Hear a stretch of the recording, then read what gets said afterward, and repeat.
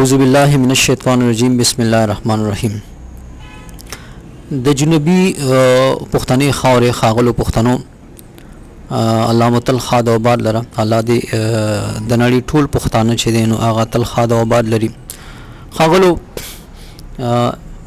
چونکې د سپرلې موسم دی او د بوټو او د دې د نالولو وخت تیر کال چې دی نو زه یو کمشنر صاحب چې دی نو یو چې ډېر مینوال پښتون دی او پښتو او پښتونولۍ سره ډېر تړلی دی، مینوال دی د پښتنو او خوږیږي د پښتنو په دې بد حالاتو باندې. هغوی د هغوی په مینه چې دی نو زه د جنوبي پښتنې خاورې په دغه باندې سفر مې کړی و. اول جوب ته لاړم، هلته مې شپه وکړه، بیا سهار وختي هغوی زه روان کړم د جوب نه کوټې ته تلو. نو د جوب او د کوټې تر منځ چې کومه دشته وه، کومه خاوره داسې خالي پرته وه، نو موږ وکتل چې ډېر څه کېدی شول دغلته کې، څه باغونه ښکارېدل هلته کې د امونو د سیوانو، او موږ په یو باغ کې چې دی نو ګرځېدو، خو ډېره ځمکه چې دی نو هغه خالي پرته وه. هغوی ما ته خبره کوله چې دا باغونه که څه لګېدلي دي نو دا هم هغه پښتنو آباد کړي دي کوم چې د افغانستان نه راغلي وو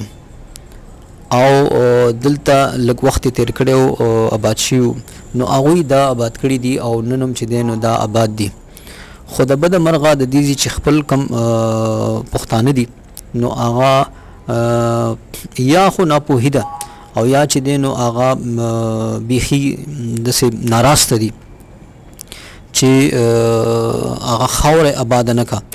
هغه ځمکه چې دی نو هغه آباده نه کړه. که چېرته دا آباده شي نو ډېر څه د پښتنو حالات پې بدلیدی شي، د هغوی خپل حالات پې ډېر زیات بدلیږي، خو بده مرغه هغه محنت نه کېږي. چې ولې نه کېږي؟ که یو باغ دپاره دوی شپږ د دې نور دا شیشې ولګوي نو زما په خیال چې ډېر څه کېدی شي، هغه اوبه چې دی نو د هغه باغ نه به زیاتې وي کمې به نه وي، خو لږ محنت د ډېرې فایدې دپاره دی نه کوي چې وجوهات څه دي، خو یا خو به ناراستي وي او یا به چې دی ناپوهي وي، د حکومت پکې هم لږ ډېر لاس کېدی شي. بیا مونږ جوب نه کوټې ته لاړو، کوټې نه چې دی نو قلعه عبدالله ته لاړو، واپس راغو د یو پشین په دې دغه کې چې دی نو د کمشنر دغه کې چې دی نو هغه مونږ ډوډۍ وخوړه او داسې نور وګرځېدو، خو حالات ما وکتل چې ډېر لکه محنت مونږ نه کوو. که چېرته مونږ غواړو نو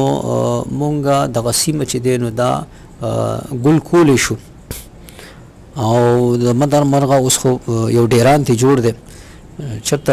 په ډیران کې چې یو څه ناسه ځای کې چېرته هغه شینکۍ راختلی وي بس داسې ښکاري، نور خو بلکل شاړه غونډه کې ده. نو که چېرته داسې وشي چې دا لکه ځوانان ټولنې جوړې کړي، دغه جوړې کړي او هغه په دغه خاوره باندې د یو په خاوره باندې د هغه سره مرسته وکړي او باغ جوړ کړي، بیا د بل په سره مرسته وکړي او باغ جوړ کړي. لکه څنګه به چې موږ چې دی نو هغه اشر کولو په غرونو کې دغه کې په یو ځای باندې که نه، نو د یو بل سره موږ کولی شو مرسته په دې څیزونو کې. دلته هم چې دی نو په دې که د افغانستان په پښتنه خاوره باندې وګورو نو پښتنو خپله خاوره چې ده نو خپله ځمکې چې دي نو هغه آبادي کړي نه دي هغه شان چې څنګه نور خلک آبادوي. نو ریسرچ وکړئ، غور وکړئ چې یاره زموږ په خاوره باندې کوم بوټی ښه کېدی شي او د هغې دپاره د یو بل مرستیال شي، په ګڼه کار وکړئ او هغه وکړئ. اوس دا موسم دی، د دې نه فایده واخلئ او داسې بوټي او داسې دغه ګورئ دفترې ډېرې جوړې شوي دي د دې زراعتو والا، نور داسې دغه شته دی. دا تاسو سره به نن سبا هر چا سره انټرنیټ وي، په دې باندې معلومات کولی شي چې د کومې خاورې دپاره کوم بوټی ښه کېدی شي. د سواد طرف ته چې دی نو دغه زموږ تیر ورځو کې د هغه پیراډایز سټي مالک ته جان عالم خان ډیر خوږ دی، هغه هم داسې بالکل د پښتنو مینوال انسان دی. هغوی هم دا خبره کوله چې یاره زموږ د اړخ ته چې دی نو دا ملکان دی ایریا خواوشا چې دی نو دغلته کې هم ډېرې ځمکې چې دي نو هغه داسې شاړې پرتې دي، هغه آباده خلک آبادولی شي خو نه آبادوي، د دې نه ډېره فایده اخیستلی شي خو نه اخلي دې نه. نو یو طرف ته پکار دی چې حکومت هم د دوی د پوهنې دپاره کار وکړي، بل چې دی نو پکار دا دی چې یاره د هغه په خپل هم ریسرچ وکړي چې یاره زه د خپلې خاورې نه څه فایده اخیستی شم. پکار خو دا وه چې هر سړي اوس زما په خیال د انټرنیټ دور دی دغه دور دی، خو زه بیا هم پوهه پښتنو ځوانانو ته به ووایم چې داسې یو ټولنې جوړې کوي په مختلف علاقو کې، او چېرته چې د چا ځمکه دغه پرته ده هغه ته وایي چې یاره دا آباده کړه، موږ د سره خیر دی پکې منډه تړله وهو څه دغه وي کوششونه ورسره وکړي. ګورې دا خاوره که آباده شوه نو د دې فایده صرف هغه دغه خاورې دغه ځمکې مالک ته نه ده، د دې دامونه تر اباسي نه دا خاوره ټوله د پښتانه خاوره چې ده نو دا زموږ ده، دا که آبادېږي نو پښتانه آبادېږي، پښتون قوم آبادېږي، د دې په وسایلو سرکاري چوکو نوکرو نه حق دا زموږ دی. دلته نه که څه را پیدا کېږي دغه کېږي نو هغه به لازم ده چې دې فایده به خامخا دې خاورې ته رسي، به دې خاوره آباد خلکو ته به رسي. نو مختلف دغه کې چې دی نو داسې ټولنې جوړې کوي چې هغه د داسې خلکو سره کوم چې ناراسته دي یا ناپوهه دي او هغوی نه پوهېږي یا ګام نه پورته کوي، نشي پورته کولی، یوازې وي، نو هغوی سره مرسته وکوي او د هغوی په ځمکه باندې داسې کرونده وکوي چې هغه د هغوی ته هم فایده ورکړي او زموږ د پښتنې خاورې ته هم فایده ورکړي. او حقیقت هم داسې دی، د دې فایده یوازې پښتنې دغه کس ته نه ده، پښتنې خاورې ته نه ده، بلکې د ټولې سیمې ته ده. نو زه به پښتنو ځوانانو ته خاص کر خواست وکړم چې داسې ټولنې جوړې کوي، داسې دغه جوړ کوي چې هغه تاسو په دې مختلف ځایونو کې د خلکو سره مرسته وکړي یا هغوی راوپاروئ د یو دغه دپاره مقصد دپاره چې یاره ستا په دې ځای کې که دا کار وشي دا بوټی نال شي نو دا به تا ته ډېره فایده درکړي، او که ته یې نشي نالولی نو خیر دی، موږ به د سره یو ځای کار وکړو، موږ به د سره لاس په ووهو. نو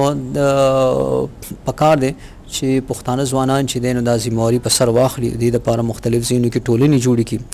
او ګوري دا زموږ قوم دی، دا زموږ خاوره ده، دا زموږ چې دی نو دا د دې کامیابي د دې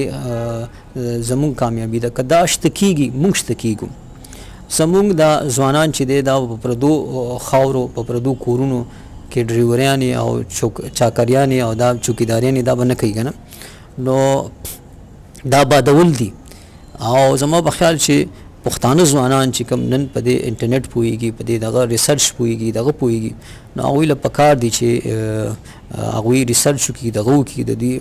هغه خلکو سره هغه پښتنو سره ملګرتیا وکړي، او چې کوم ناپوهه دي یا چې دی نو بې وزرو دي د هغوی سره دغه وکړي او هغه ځمکې آبادې کړي، د هغوی ته به هم فایده وي او د خاورې ته به هم فایده وي، د قوم ته به هم فایده وي. نو زه به بیا چې دی نو دا هغه کمیشنر صاحب چې زه د هغوی مینې زه د جنوبي پښتنې خاورې په سفر دغه کړم او ما وکتل هلته کې، او هغوی ما ته وښودل چې یاره څه حالات دي، څنګه دي، څنګه نه دي. د هغوی مینې ته زه سلام کوم، پښتنې مینې ته زه د هغوی سلام کوم. داسې نور چې کوم پښتانه وروڼه دي، که هغه شتمن دي، که هغه پوهه دي، نو هغوی چې کوم درد لري، زه وایم چې اوس په یو ځای کار پکار دی، دا خاوره آبادول غواړي، دا قوم آبادول غواړي، دا شته کول غواړي. نو کېدای شي چې څه زه ویل غواړم هغه ما نه ویلي، خو خبره هم دغه ده چې یاره دا وخت د یو بل سره دا خاص کر ځوانان چې دی هغه د دې خاورې د آبادولو دپاره ټولنې جوړې کوي او ریسرچ وکوي چې یاره په کومه علاقه کې کوم بوټی ښه کېدی شي، خو داسې بوټي نه چې د هغې صرف ځمکې نه اوبه راکاږي او هغه هومره فایده یې نه چې څومره پکار ده. نو ښه نه ښه دغه واخلي، فایده واخلي، ښه نه ښه بوټي را پیدا کوي. او داسې د سیدارې را پیدا کوي چې هغه بوټي هغوی تاسو ته رسول شي، د هغې د خصمانۍ دپاره تاسو سره مرسته کولی شي. نو زه وایم چې دا بس تاسو د دې خاورې سره د دې قوم سره یو احسان وي، یو دا قوم دا خاوره کشته شو نو تاسو شته کېږئ. ستاسو په نړۍ کې د اس کې کړی ژوند چې دی نو دا د دې خاورې سره تړلی دی، د دې قوم سره تړلی دی.